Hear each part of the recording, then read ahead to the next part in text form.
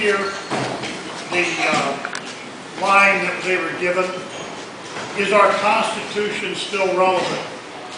I want to tell you, when I moved up to Appleton in 2003, I started going to the post meetings and the district meetings. And at the District 8 meetings, we would have all the VOD and Patriots 10 students give their presentations. And the first one I went to, I said, wow, that was amazing. Can't get any better than that. Wrong. Every year they get better. It's just amazing. They never cease to amaze. We only have 2 entries in the post-DOD program this year. Our first presenter is a senior at Appleton East High School, Ms. Kayla Noel. And introduce your parents.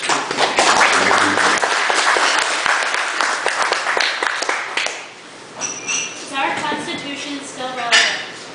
It all began in 1787 in Philadelphia, Pennsylvania, when a dedicated group of men from all over the country, known as framers, joined together with one mission: to redesign the foundation of government for the relatively newly formed United States of America and what today is known as the United States Constitution. This team of committed individuals who met at what was known as the Convention included the likes of James Madison, Ben Franklin, and George Washington.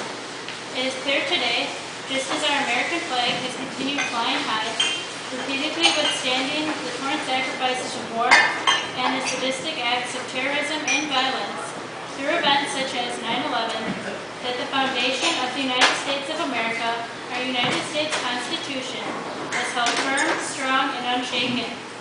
Not only through the years has our Constitution endured its test of time, but even in such a tested nation, it continues to be the governmental foundation which positively influences and separates us as the United States of America from all other countries. The United States Constitution is more relevant today than at any other time in history. Now more than ever, as the United States faces some of the most tested times of trial and tribulation ever experienced as a nation, the governmental foundation of our Constitution is being tested on a continual basis.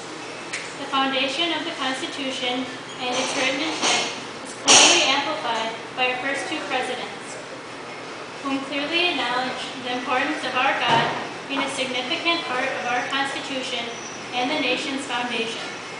Without a God-honoring and God-fearing nation, through the vein of the heart of the Constitution, written by our forefathers, the future of this one nation under God would have no future for our children or our children's children.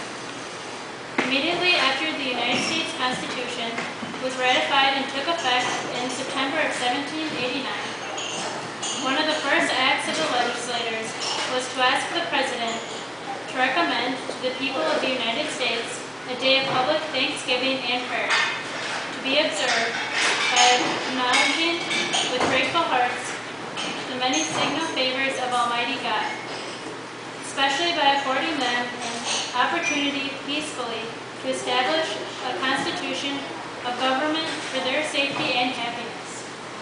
In conclusion, without the power of our Constitution protecting our nation by continuing to assure governmental order and authority, protecting our rights as citizens through the maintaining of a fair and honest government, and finally, through the commitment of living as a God-feared and respected nation, as our forefathers requested of us to do, and that the United States Constitution demands of us, we would no longer live in a nation of hope and prosperity.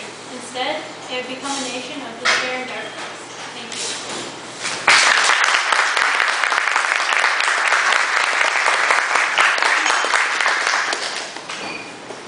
We have a Voice of Democracy backpack and a check. Thank you. And then these are my parents. This is my mom, Sherry, and my dad, Brian.